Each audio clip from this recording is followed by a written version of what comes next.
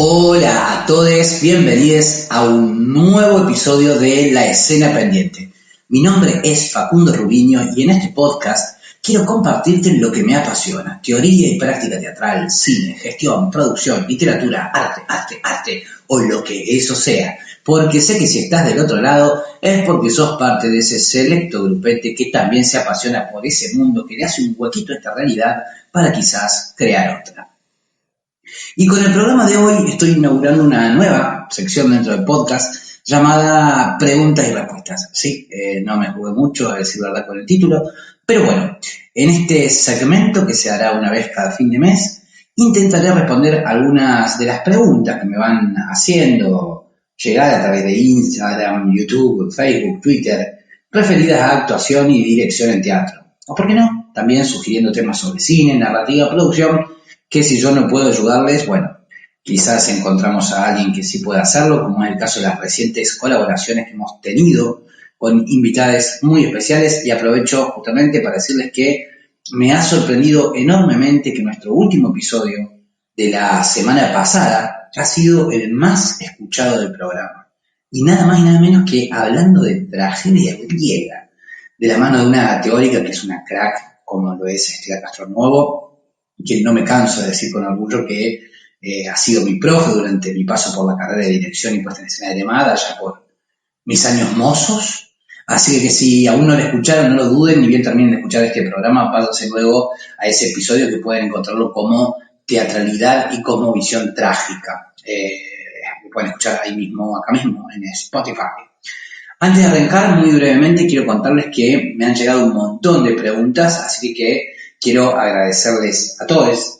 Tuve que elegir solo 5 para que el podcast no dure un día, aunque eso podría ser en clave de performance duracional, pero en esta oportunidad me concentraré solo en esas 5 y las que vayan quedando pendientes, bueno, las iré apuntando en los próximos programas de preguntas y respuestas. Ahora sí, sin más dilaciones, a darle.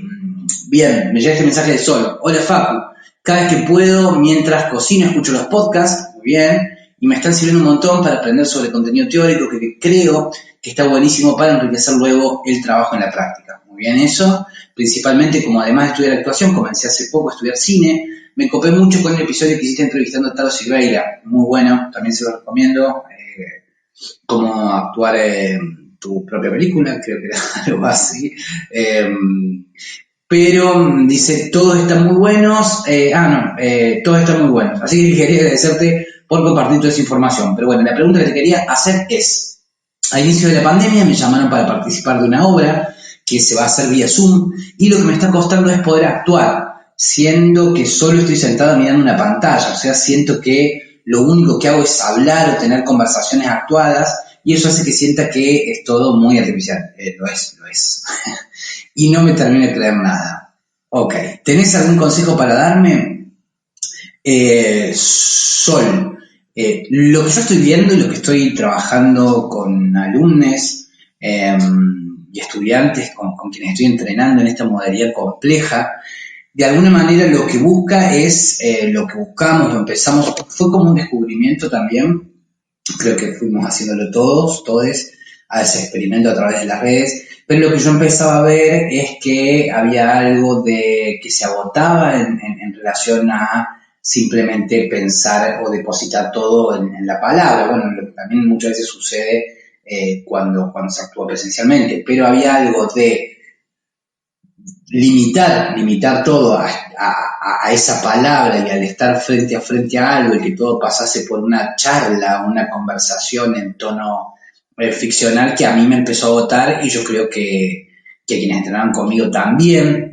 Entonces empezamos a hacer alguna serie de experimentos donde empezamos a trabajar más apoyándonos en lo audiovisual, en el lenguaje audiovisual. Entonces, primero empezamos dándole un rol a esa cámara, al dispositivo, o sea, es decir, que las improvisaciones fuesen interpeladas por el dispositivo, que lo incorporasen de alguna manera a esa cámara y que esa cámara podía ser o bien el otro actor o actriz, o la cámara también podía ser un personaje, la cámara podía también funcionar como una sensación, la cámara podía ser una espía, o sea, la cámara podía tener, si era un espectador, esa mirada que era la cámara, empezar a entenderla también como que ocupaba un rol. Empezamos a pensar en eso primero y luego empezamos a pensar también en apoyarnos en el lenguaje audiovisual en relación a los ángulos, a las tomas, al movimiento de la cámara, al plano, a las secuencias, a los cortes, a las velocidades, y empezamos también a trabajar mucho sobre el espacio. El espacio también fue como muy revelador en ese sentido, empezar a apoyarnos en el espacio, salir de la silla, salir del frente a la pantalla y empezar a que el cuerpo tuviese que activar más, y apoyarlo en el espacio y en una cámara que puede tomar ese trabajo desde distintos ángulos, de distintos ángulos, con distintas velocidades, con distintos movimientos, etc. Otra cosa que vimos es establecer algunas convenciones, como por ejemplo plantear a través de acciones específicas que hiciesen los dos o más participantes generar como un mismo espacio, sea porque comparten un objeto en el mismo espacio, sea porque comparten un set común, un fondo común, objetos comunes, acciones comunes, es decir, establecer una convención donde el que ve acuerda que aunque esas personas no estén en ese mismo espacio, eso está sucediendo por pequeños códigos en ese mismo espacio.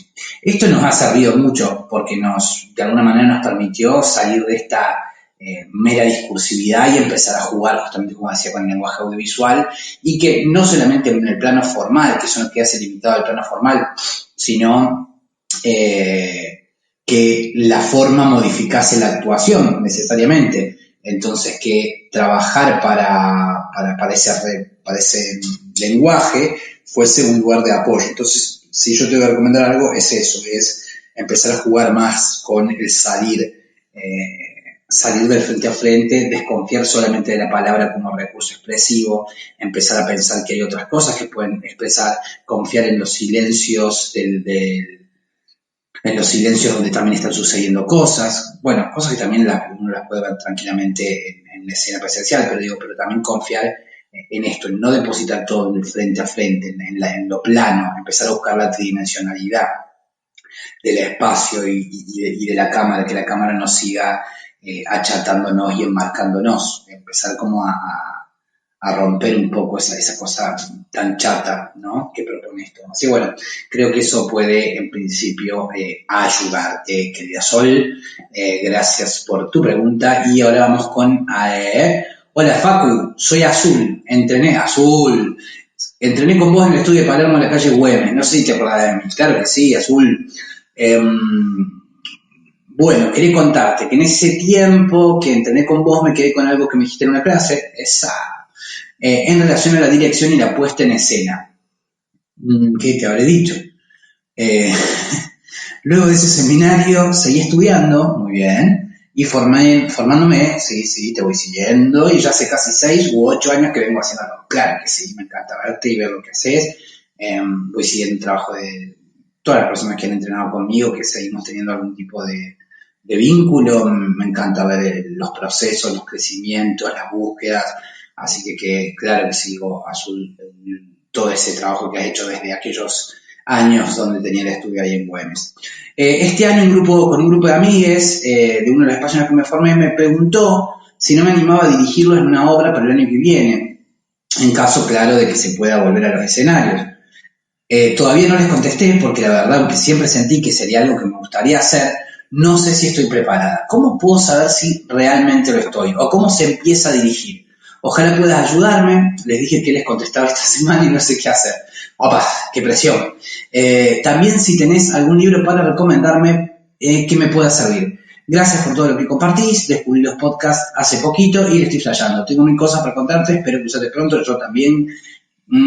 Azul. Espero vernos pronto. Y bueno, a ver. ¿Cómo puedo saber si realmente estoy preparada para dirigir? Bien, yo creo que primero lo que necesitas es esto que te ha sucedido, ¿no? Que haya personas que confíen que vos efectivamente podés liderar o podés guiar un proceso, ¿no? Me parece que la condición fundamental es tener la fe, ¿no? La fe de aquellos que van a acompañarte en ese proceso que puede ser realizar una obra, que puedan creer no solo en tu experiencia o en tu mirada, sino también en vos como persona, como líder, como coordinadora de ese proyecto. Realmente hay ahí, lo hemos hablado, me acuerdo en algunos podcasts con, por ejemplo, Rubén Schumacher, el podcast de Dirección y Puesta en Escena, que también pueden escucharlo si quieren. Lo hemos hablado con él, lo hemos hablado con Ezequiel Barreras, en el podcast de Danza en Europa. Bueno, nada, es algo que hablamos bastante, el tema de la dirección y esos equipos que confían en la mirada de una persona, que es muy importante porque de alguna manera es la que da puntapié a veces al proyecto o establecer una guía posible. Entonces yo creo que lo primero ya lo tenés, que es esas personas que están confiando en vos y que te han interpelado de confiamos en vos para que nos dirija. Entonces yo creo que ahora faltaría que vos empieces a confiar que eso es posible. En cuanto a cómo se empieza a dirigir, bueno, es bastante amplia la pregunta. Yo te voy a decir algunas cosas que quizás te pueden ayudar.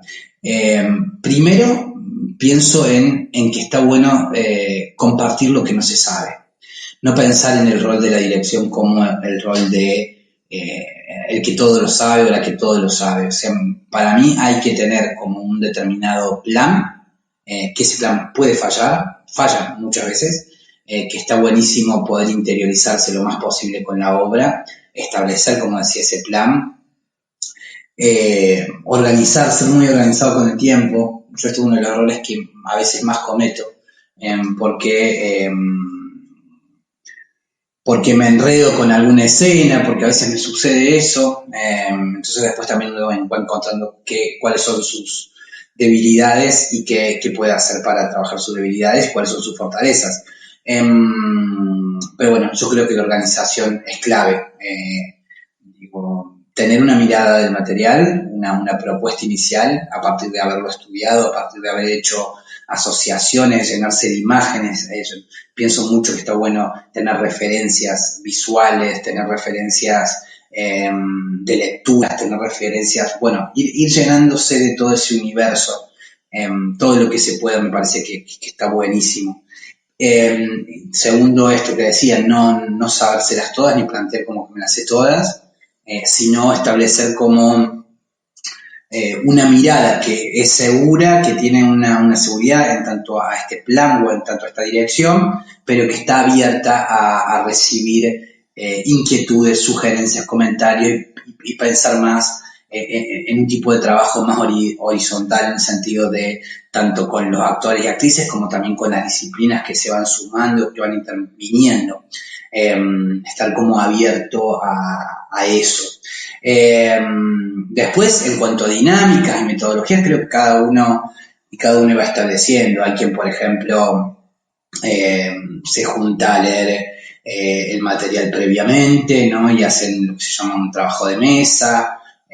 Yo, por ejemplo, no trabajo tanto así, o si lo hago, no me detengo mucho, o sea, en ese trabajo de mesa prefiero más que haya más entrenamiento, más práctica, más juego, más experimentación en relación con una lectura primero muy intuitiva, y después empiezo cada vez como a analizar un poquito más algunas escenas o algunas cosas. Sí está bueno, a veces la lectura me parece, sobre todo cuando tenés actores que no leen, me parece que está bueno, una manera de vamos a leer. Igual no creo que un actor no sea realmente un actor, una actriz, me parece que no lean la obra es algo que no lo voy a entender jamás, porque me parece que es parte, pero bueno, no sé, como que un actor o actriz no puede decirme cuál es mi parte, así leo mi parte, porque tu parte está vinculada con todo y todo te va a modificar. Entonces es muy extraño cuando un actor hace eso, para mí. Para mí, ¿no? Para mí, claramente, estoy solamente hablando de mí, pero bueno, como decía, está esta posibilidad de hacer esa lectura de mesa, está después la otra posibilidad que es hacer una lectura de mesa quizás más intuitiva, pero no tanto enroscarse con querer explicar la obra, querer analizarla todo en ese primer encuentro. Suelo pedirle a los autores que no empiecen, por ejemplo, a querer actuar ya, ¿no? Es como una primera intuición, pero para que eso no después no los limite y no cierre las posibilidades. Siento como que a veces esa lectura de mesa ya empieza a ser como, bueno, esto lo voy a actuar así.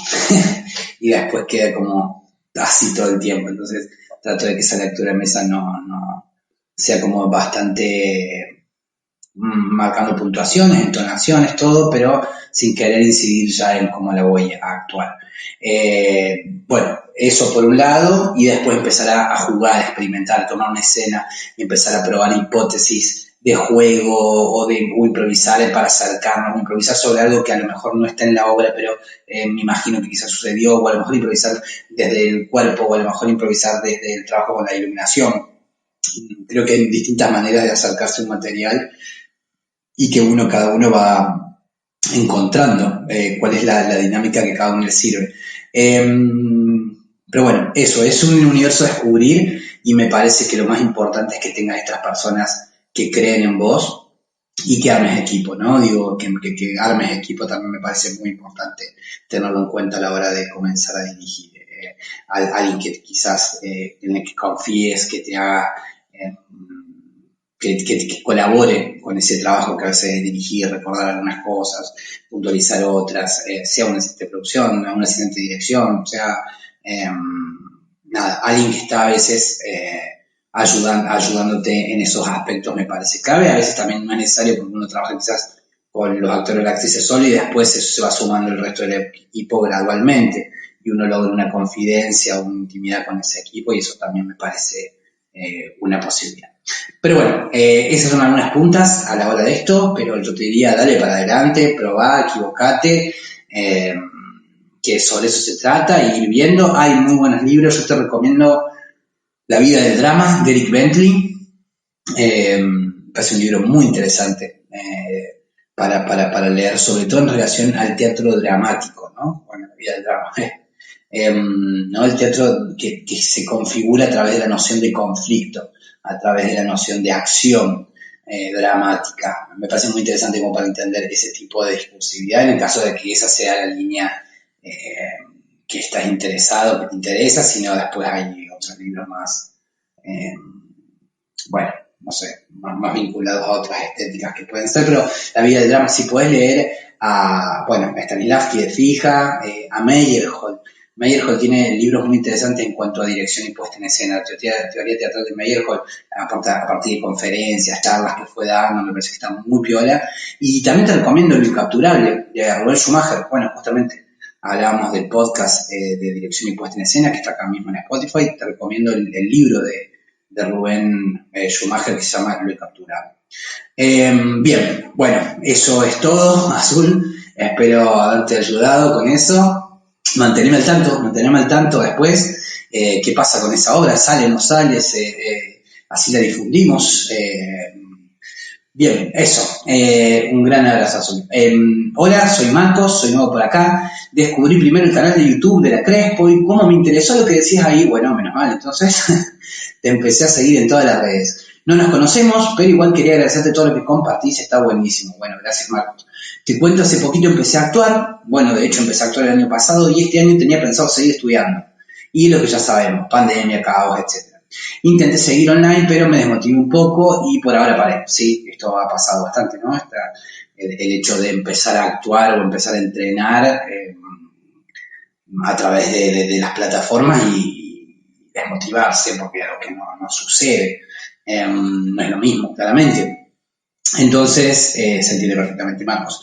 Pero dice, pero lo que me di cuenta el año pasado es que fue hermoso para mí poder descubrir la actuación y me ha servido un montón para poder desinhibirme e ir perdiendo mi timidez poco a poco en mi vida cotidiana. Incluso en la facu, donde estudio, antes tenía que dar un parcial y por la noche no dormía tratando de acordarme todo y al otro día no me acordaba nada de los nervios.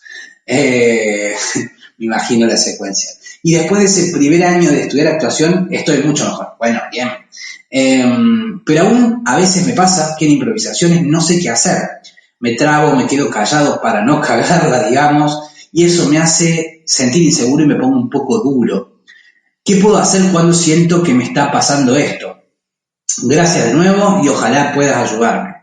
Vamos a ver, Marcos. El problema, uno de los grandes problemas de la actuación tiene que ver con la atención.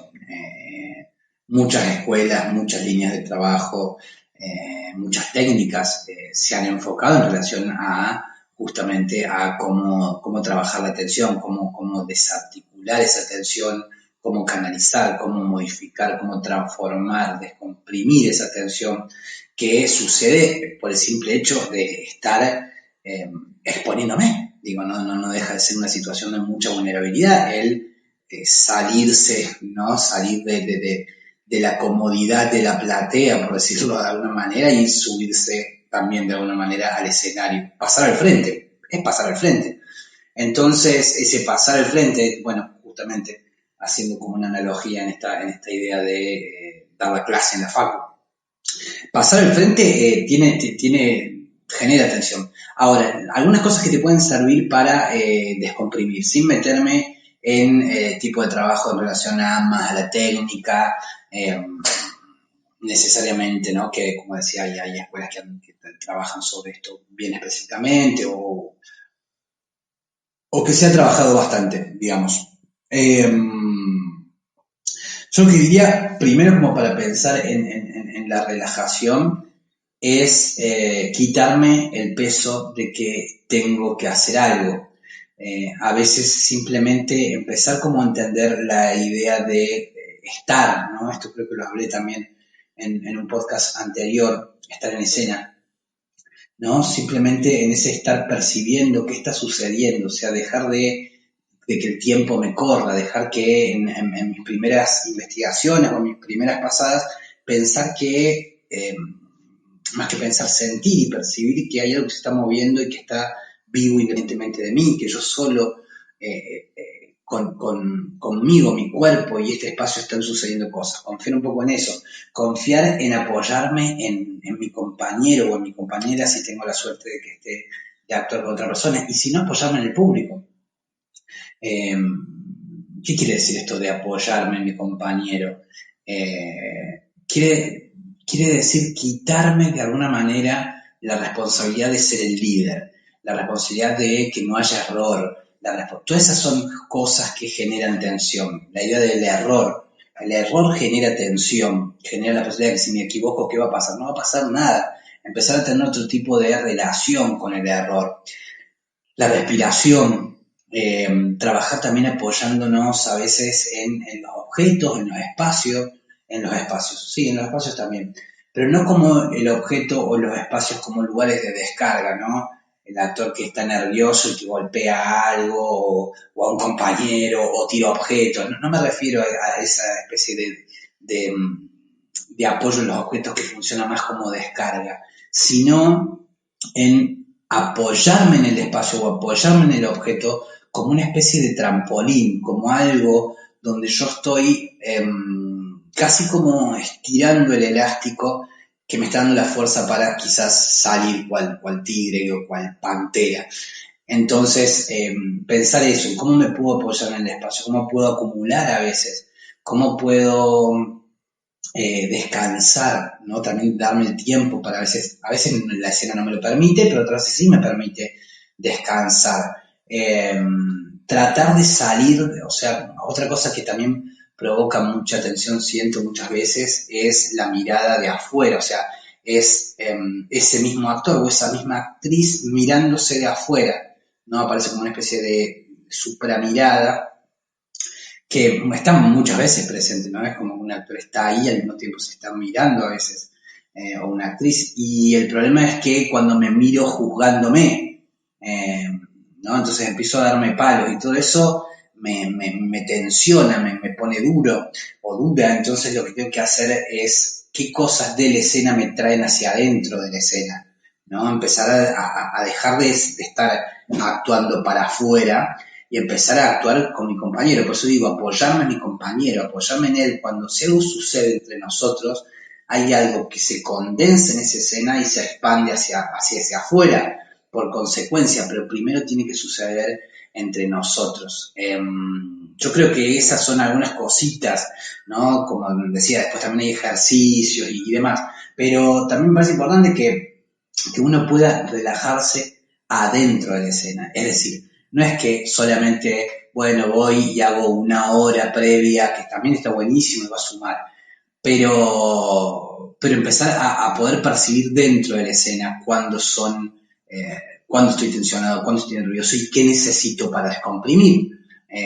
Porque quizás yo me hice una hora de entrenamiento previo, relajación, mindfulness, lo que sea, tai chi, yoga, hice todo, pero de golpe en la escena, ¡paf! Me encuentro ante algo que no puedo manejar, que son mis nervios, ¿no? Mi presión, y estaba bárbaro, pero empezar cosas, entonces tengo que empezar a lograr qué cosas dentro de la escena me traen hacia adentro del escenario. Creo que la tensión y la concentración están como muy en diálogo, que realmente cuando yo puedo relajarme es cuando estoy concentrado. Creo que también la tensión aparece por unirme, ¿no? Creo que tiene mucho que ver la, la tensión a veces con la desconcentración. Lo asocio mucho yo en lo particular a eso. Creo que aparece la tensión cuando me estoy yendo, es decir, cuando hay algo que no me está captando y no me está permitiendo fluir, percibir y fluir en ese movimiento. Bueno, eso. Espero haber no sido tan vago, o sí, cualquier cosa me lo dicen. Si no podemos dar algunos tips de relajación, pueden pedirlo. O algunos tips de ejercicios. O podemos llamar a alguien para que lo haga también. Bueno, eso, Marcos. Y un gran abrazo. Y bueno, dice Sebas. Hola, estoy en una obra que estoy armando con un amigo, los dos la escribimos, la actuamos y la dirigimos y estamos queriendo transmitirlo online como una especie de prueba. Bien, bien. O sea que no solo sea en Zoom, sino que podamos ir transmitiendo en vivo, eligiendo qué celu se ve, quizás insertando un video ya grabado previamente, pero luego, por ejemplo, pasar a nuestros celus o cámaras en vivo mientras la transmitimos al mismo tiempo en Facebook y en YouTube. También estamos pensando en cobrar algo. ¿Qué nos recomendás? Bueno, para esto, en el caso de si están buscando transmitir, pudiendo aplicar tanto lo que están grabando en vivo a través de los celus como a través de algo que ya tienen grabado previamente, es decir, como una especie de edición en vivo y qué cámara selecciono, qué entra, qué sale, al mismo tiempo retransmitir en varias plataformas. Yo les recomiendo OBS Studio. OBS Studio se usa mucho, lo usan mucho, por ejemplo, en Twitch se usa mucho, de hecho, también les recomiendo que si quieren usen, es una plataforma muy interesante para trabajar estas cosas, creo que se puede hacer, pero bueno, si por ejemplo quisieran transmitir en Facebook y en YouTube al mismo tiempo, está muy bueno OBS porque permite esa retransmisión y al mismo tiempo también hay complementos que pueden utilizar que enriquecen, por ejemplo, la manipulación de ese software, de este OBS Studio. Bueno, en el caso de Twitch, por ejemplo, pueden monetizar el contenido, bueno, por ejemplo, si lo transmiten en Facebook, en YouTube, en Instagram pronto se va a poder también monetizar los contenidos. Y en YouTube creo que también si tienen determinada cantidad de seguidores, pero si no, también pueden recurrir al viejo y querido Mercado Pago, a armar un link, ¿no? Y entonces le pasan a las personas ese link para que colaboren. Después pueden utilizar, por ejemplo, también la plataforma Alternativa Teatral, donde también pueden programar estas funciones y pueden plantear distintos costos, cobrar a la gorra, ¿no? O cobrar con una entrada fija y la gente una vez que compra la entrada le llega el link a donde se va a transmitir. Pero bueno, se pueden hacer varias cosas en eso y se puede monetizar el contenido y también ver eso, también a partir de qué plataforma lo usan, pueden hacerlo. Si es el caso de Facebook o Instagram TV o alguna de esas cosas, quizás pueden recurrir a esto más que tiene que ver con el link. Y si van a Twitch, pueden en cambio hacer que la gente colabore a partir de colaboraciones que hacen en el mismo chat, ¿no? Eso se puede programar a través también de los complementos que usa OBS Studio. Así que bueno, si hacen algo, muestren, compartan si tienen alguna otra duda. Hola Facu, me encantan estas movidas de la Crespo. Sigo full las actividades. Escuchá, ahí está, escuchá, me dice. Necesito que me compartas tu mirada sobre algo. Estoy trabajando en una obra, o sea, comenzamos a hacer una obra. Por ahora, como con mis compañeros somos del mismo barrio, nos estamos juntando en una plaza en ensayar. Vamos. Y es la que empieza ahí un poquito ahora, me parece, ¿no? Empezar a querer salir. Barbijo y todo eso de por medio, bien, bien. No es lo ideal, pero estábamos tan manija de arrancar que después de un encuentro en Zoom nos pusimos de acuerdo para ensayar ahí. Y la verdad que más allá de todo está piola, qué sé yo. Tenemos ganas. Está muy bien eso, no es menor. Ya juntarnos no hace bien, claro que sí. Lo que te quería comentar para que me digas qué pensás es lo siguiente. Yo cuando leí la obra, es una obra que escribió uno de los chicos del grupo, me la reimaginé. Y me imaginé también cómo sería mi personaje. Pero ahora que estamos teniendo los ensayos, intento probar algunas cosas de eso, pero estoy chocando un poco con mi compañero. Él se imagina una cosa y yo otra totalmente distinta. Y encima la directora me pide algunas cosas que yo siento que mi personaje no haría eso que me pide. ¿Qué puedo hacer para no mandar a la mierda a todos? No, posta. A veces me frustra un poco, después se me pasa, pero bueno, ojalá puedas ayudarme, te mando un abrazo grande y seguir con esto tan lindo que es una manera de seguirte escuchando y aprendiendo. Bueno, gracias gracias Lucas. Bien, Lucas, bueno, buenísima la pregunta. A ver, esta última pregunta para ir terminando. Esto de imaginar un personaje previamente y después chocar con la imaginación de otro, ¿no? Digo, mi imaginación choca con tu imaginación. Yo no le puedo imponer a mi compañera de escena que imagine lo que yo imagine. Podemos establecer quizás acuerdos, ¿no? Digo, lugares donde nos encontramos. Pero yo siempre digo que no hay nada más pesado que un actor o una actriz diciéndole cómo actuar a otro actor o otra actriz. Creo que eso es muy pesado. Lo que creo es que uno puede, ¿no? Primero, cuando uno se acerca al material, tener algunas impresiones, algunas intuiciones, ¿no? Esto de, bueno, se me ocurre que podría ser así, ya y ping, ping, uno ya empieza como a esto, a crear, a imaginar. Pero me parece que ese primer acercamiento al material o al personaje tiene que tener fisuras, tiene que tener lugares que puedan ser transformados por el ensayo, que puedan ser transformados por mi compañero, por mis compañeros, por el director o la directora. Es decir, que esté permeable esa imagen, ¿no? Porque también mi personaje no lo construyo yo, sino que mi personaje también lo construye ese otro. Ese otro también me convierte en lo que soy, en el rol, ¿no? Digo, yo insisto también mucho en las clases de que, digo, la idea de un subordinado convierte a un jefe en jefe. Digo, uno puede decir, bueno, yo soy jefe y vos sos subordinado, pero estamos hablando de algo que se constituye como un rol que esas dos partes se están dando entidad, ¿no? Por ejemplo, como de llega el jefe, ¿no? Y empieza a tratar de hablar, pues están todos los empleados ahí en la oficina boludeando, jugando las cartas, boludeando. Y el jefe hace así, trata de aplaude como que va a hablar, nadie le da ni bola. Muchachos, y cállate, Carlito, vino Carlito a romper la bola, baja, Carlito, ¿no? Entonces, eso le dicen estos empleados a este jefe, entonces, de alguna manera, esta desautorización lo deconstruye como rol. Muy distinto si, por ejemplo, llega el jefe, ¿no? Este jefe, ¿no? A esta oficina o a una fábrica, por ejemplo, y con solo el repiqueteo del zapato sonando en el piso, ¿no? Y vemos la mirada de quienes están trabajando, mirarse, apagar algunas máquinas, hacerse guiños, pegarse un poquito con el codo, de pronto se establece un silencio, ¿no? Entonces ahí hay otra constitución de ese rol, de ese jefe. Entonces, mi personaje no depende solamente de mi mirada, de mi imaginario. Yo tengo que lograr un lugar donde mi personaje se encuentra con otro imaginario, con otra mirada, se constituye, mi imaginario tiene que entrar en diálogo con esa otra mirada.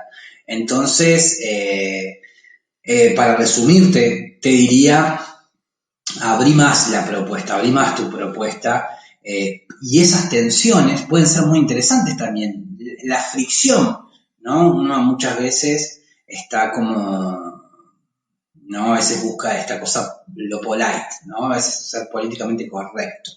Yo creo que la tensión o la fricción en la escena es esa cosa que a veces se trata de resolver después del ensayo, ¿no? Que uno después hace como unos acuerdos. A veces en la misma escena es muy interesante esa ambigüedad que se provoca entre esos roces en relación a la mirada sobre una misma cosa, ¿no? Esos desacuerdos pueden ser muy interesantes para ver qué pasa en ese desacuerdo entre tu imaginario y el mío, qué se constituye ahí en este choque, en esta fisura. ¿No? Quizás mi idea tan distinta a la tuya y tu idea tan distinta a la mía genera una tercera idea que puede ser muy útil si después quizás decimos, che, eso no lo he imaginado, porque me planteaste, me echó un poco las bolas, lo trabajé, bien, y vos trabajaste lo que me pasó a mí con eso y se armó esta cosa que a lo mejor está buena. Entonces, estar como receptivo también a las fricciones. Pueden salir cosas muy interesantes de esas fricciones en términos creativos también. No pensar que solamente voy a actuar con gente que me cae súper bien, gente que piensa súper igual que yo, que imagina igual que yo, digo, pensar en cambio o empezar más que pensar, trabajar en cambio con la idea de que me estimule la fricción, que me estimule a veces el desacuerdo, que me estimule la diferencia.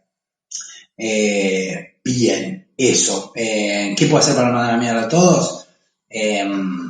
Aceptar no pasivamente, no es como no aceptar pasivamente, sino como provocaciones creativas. Me parece muy interesante eso, trabajar desde wow, mira lo que me estás proponiendo, ni lo había pensado para acá, pero ¿qué hago yo? ¿Cómo me modifica eso a mí? Bueno, creo que se me entendió, y si no, como siempre, me pueden preguntar, lo que sea, lo seguimos. Me floté un poco, después se me pasa, pero bueno. Bueno, eso, Lucas. Gracias a vos. Y bueno, eso es todo. Eso ha sido todo. Gracias, Lucas. Y gracias también. Esto ha sido otro increíble programa de La Escena Pendiente. Increíble porque sus preguntas están buenísimas. Así que deseo haberte acompañado y quiero agradecerte que estés del otro lado y agradecer, como decía, muy especialmente también a las personas que compartieron sus preguntas.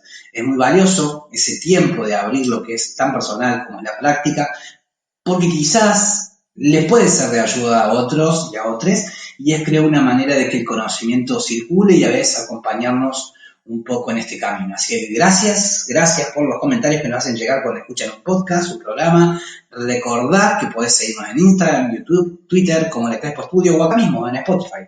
La semana pasada comenzamos en el club de lectura con la última lectura del año, El beso de mujer araña de Manuel Puig, sobre el que estaré hablando muy pronto en el canal de YouTube de La Crespa, así que si no te suscribiste, andá para allá y activa la campanita para que te avise. Y este sábado vamos a hacer la última sesión de la Jam de Escritura, una experiencia hermosa que hicimos este año en el medio de esta pandemia.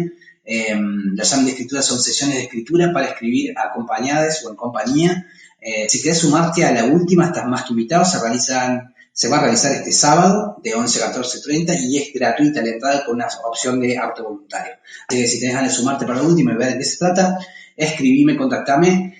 Y bueno, esto ha sido todo. Mi nombre es Facundo Rubiño y te acompañaré el próximo martes con un nuevo episodio de La Escena Pendiente. Siguiendo, esta vez sí, vamos a volver con desinvitados y un invitado especial en conversación, que no son conversaciones, sino clases magistrales en clave de podcast. Eso va a ser la semana que viene. Gracias por haber estado ahí y ¡nos vemos!